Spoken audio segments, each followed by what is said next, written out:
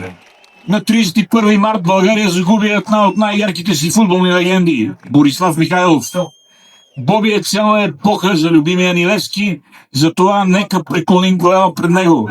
Записва 243 мача с синята фланелка, трикратен шампион на България, трикратен носител на купата на страната, футболист номер 1 на България през 1986 година. Като вратар на националния отбор на България той записва 102 мача с националната фланелка, 60 от които като капитан. Рекорд в историята на представителния тим.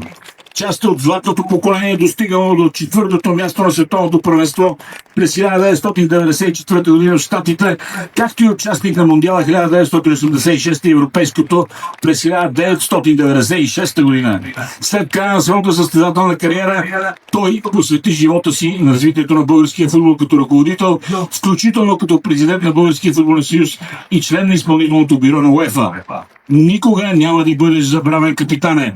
Нека почетем паметта на Борислав Михайлов с едноминутно мълчание.